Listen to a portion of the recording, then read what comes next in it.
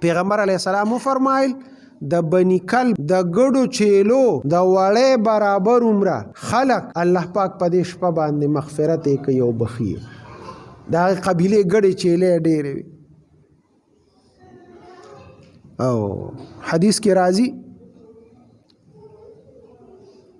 وای دا شګي دا ذرات چې څومره دي په دې بیابانونو کې شګي دي د دې شګو چې څومره ذرات دي څومره شګي دي د دې په اندازه خلق مخلوقات الله پاک په دغه شپه باندې بخي په دې 15 شعبان په شپه باندې عزتمندو عزرائیل علیه السلام مونږ پسې لګېدلې دی بس لګیا دی او حدیث کې راځي وای هر کور ته حضرت عزرائیل علیہ السلام روزانه 15 ځله ګوري داسې ورته وګوري چې کم دی پکې او هر کس سره عزرائیل علیہ السلام دروازې 15 ځله مصافحه کوي اوس چې هغه موږ سره دومره عادت دی نو موږ به خطا شو څوک پته خطا شي 15 ځله هر بنده سره هغه مصافحه کوي دا حدیث نه ثابت خبر اسرائیل علیہ السلام ته غټم معلوم دی معشومم وته معلوم دی مالدارم وته معلوم دی او غریبم وته معلوم دی سړیم وته معلوم دی او خزم وته معلومه هر کس هغه ته معلوم دی او هغه به روح اخلي او یو خبره علماء لیکلې ده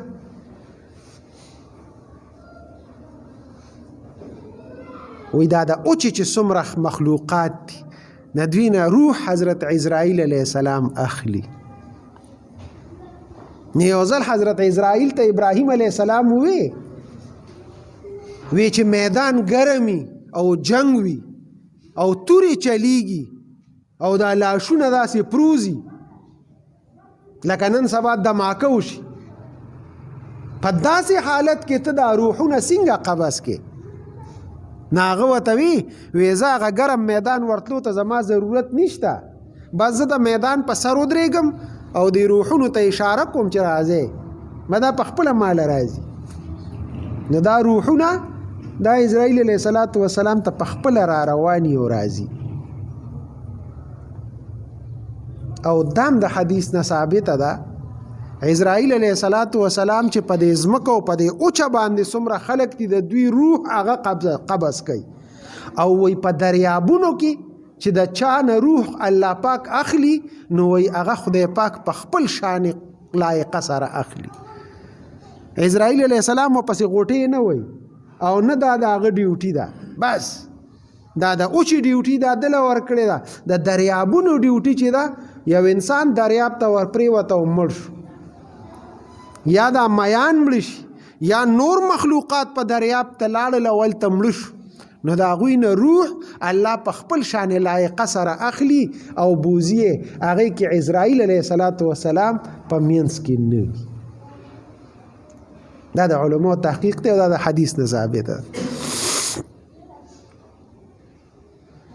غرض دا د خلاصي هم نشته که په اوچه باندې یو عزرائیل راته ناست دی په دریابونو کې کمړه شو نو الله شته که نه الله را نه روح اخلي د هغه بندګان یو نو پیغمبر علیہ السلام فرمایي چې زمانه روح قبض کیږي زما د ژوند او د مرګ فیصله کیږي زما د رزق فیصله کیږي نو چې زه د عبادت په حالت کې د روزې په حالت کې چې الله په ما باندې رحم وکړي نو په دې میاشت کې د شعبان شپه د عزتمندو 15 شپه د دې میاشتې د شعبان او حدیث کې راځي الله پاک پیغمبر علیہ السلام فرمایل د بنی کلب د ګډو چیلو د وړې برابر عمره خلق الله پاک په دې شپه باندې مغفرت یې کوي او بخي دا قبیله ګډې چیلې ډېرې وي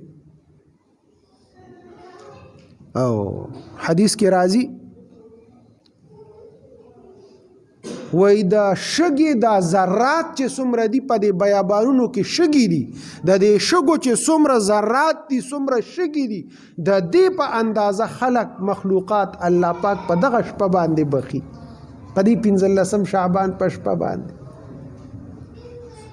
او وای د دې اونو د پاڼو عمره خلق الله پاک بخي څومره ډېرې پاڼې دي او د دې غرونو د وزن په برابر خلق الله پاک په دغه شپه باندې بخي. نو دا د 15 شعبان شپه د عزتمندو. خو یو څو کسان دي چې هغه خدای پاک نه بخي، هغه ډیر بدبخته دي. په هغې کې یو رشوت خور او سود خور سړی، دا خدای پاک نه بخي. دا دومره ډیر خلک بخي خو دې پکې نه بخي. او بل حدیث کې راځي وایي څوک چې ګانې بجانې وایي او یا چې دی نو میوزک وایي، دا خلک دا خدای پاک نه بخي. دا دومره خلک بخي خو دا خلک نه بخي. او یو چې کم خلک فعلونه وباسي او په فعلونو باندې یقین ساتي، نه دا خدای پاک نه بخي. او څوک چې د مور او پلار نافرمانی، هغه هم خدای پاک نه بخي. داسې یو څو کسان دا پیغمبر علیه الصلاة والسلام ښودلي دي چې دا خلک خدای پاک نه بخي. عادي شرابي هغه خدای پاک نه بخي په دې شپه کې. نور دا دومره ډېر خلک بخي. عزتمندو، رمضان میاشت را روانه ده، د ګټې میاشت. د هغې نه مخکې هغې دپاره تیاري وکړو، ځان تیار کړو، ریارسل وکړو د هغې دپاره. په دې میاشت کې څه ناڅه روجې ونیسو. که نورې نشو نیوې ایام بیز 14 14 15 که سړی دا دریم نشي نیوې نو دا یوه روجه د 15 شعبان غټ فضیلت دی. پیغمبر علیه السلام نه د پرېښې. په دې شپه الله زمونږ فیصله کوي، زمونږ د عمر، زمونږ د رزق، زمونږ د ژوند فیصله الله کوي. نو چې فیصله کوي پیغمبر علیه السلام وی چې زه په حالت د روجه کې نو چې زمونږ هم روجه ونیسو، الله به زمونږ په اسمانونو کې فیصله کوي. نو د 15 شعبان روجه د هغې حساب ولګو چې کله راځي او هغه روجه مونږ ونیسو، الله به پرې راله اجرونه راکړي. الله دې دا را روانه میاشت هم را باندې په خیر باندې راولي او دې میاشت کې دې الله مونږ له د عبادت توفیق راکړي.